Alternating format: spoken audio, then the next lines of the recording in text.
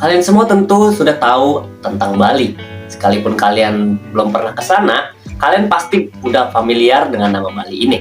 Pulau Bali ini dikenal sebagai dengan Pulau Dewata dan menjadi tujuan nomor 1 wisata di Indonesia. Kalau kita melihat sejarah, pada abad 19, Bali belum menarik perhatian orang-orang barat. Orang-orang barat ini hanya singgah dan hanya sekedar berdagang di Bali ini. Tahun 1830-an, Belanda mulai menanamkan pengaruhnya di Bali. Nah, karena Belanda melakukan tersebut, itu menyulutkan api perlawanan dari rakyat Bali yang disebut dengan Perang Puputan. Jadi, pada abad ke-19 di Bali sudah berkembang kerajaan-kerajaan yang berdaulat, misalnya Kerajaan Buleleng, Karangasem, Kungkung, Gianyar, Badung, Jembrana, Tabanan, Muri, dan Bangli. Pada masa pemerintahan Gubernur Jenderal Dendels, pemerintah kolonial mulai menjalani kontrak dengan kerajaan-kerajaan di Bali. Kontrak tersebut tidak sekedar urusan dagang, tetapi juga menyangkut sewa-menyewa orang-orang Bali untuk dijadikan tentara pemerintah Hindia Belanda. Perjanjian kontrak antara raja-raja di Bali dengan Belanda itu terutama seputar hukum tawan karang agar dihapuskan. Apa itu tawan karang?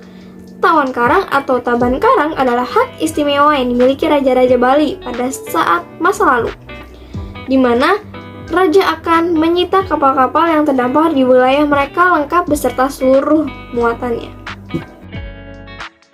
Suatu hari di Bali, di mana ada kapal yang bernama Sri Kumala terdampar di terumbu karang pantai Sanurna di Bali. Kan ada sebuah hukum adat istiadat setempat yang bernama hukum tawan karang. Berdasarkan hukum itu, semua kapal yang mengalami masalah sampai harus terdampar di sekitar perairan Bali, bahkan rosokan kapal karam pun menjadi hak penguasa setempat. Hal ini menimbulkan adu mulut antara sikap dan kapal dengan rakyat Bali karena masalah kapalnya, dan hukum adat istiadat setempat yaitu hukum tawan karang menjadi penyebab perceraian mereka karena enggak ada satu pihak yang mau mengalah cekcok ini. Akhirnya berakhir dengan kapal si kapten yang disita. Belanda protes keras terhadap kejadian ini. Belanda memaksa Raja Buleleng Gusti Ngurah Made Karangasem agar melaksanakan isi perjanjian yang telah disepakati. Belanda juga menuntut agar Buleleng membayar ganti rugi atas kapal Belanda yang dirampas penduduk. Raja Gusti Ngurah Made Karangasem dengan tegas menolak tuntutan Belanda tersebut. Bahkan I Gusti Ketut Jelantik sudah melakukan latihan dan menghimpun kekuatan untuk melawan kewenang-wenangan Belanda. Dengan demikian, perang tidak dapat dihindarkan.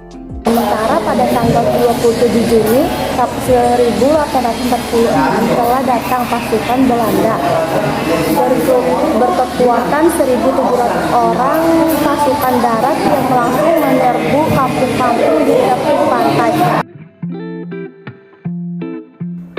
Namun, pasukan Buleleng di bawah pimpinan Ketut Jelantik yang dibantu istrinya Jiro Jempiring mampu mengembangkan pertahanan dengan gelar Supit Urang sehingga dapat menjebak pasukan Belanda. 5 orang ofisir dan 74 orang serdadu dapat ditewaskan, ditambah lagi 7 ofisir dan 98 serdadu Belanda luka-luka. Pasukan Belanda terpaksa ditarik mundur. Kekalahan Belanda itu cukup menyakitkan perasaan pimpinan Belanda di Batavia. Oleh karena itu dipersiapkan pasukan yang lebih kuat untuk melakukan pembalasan.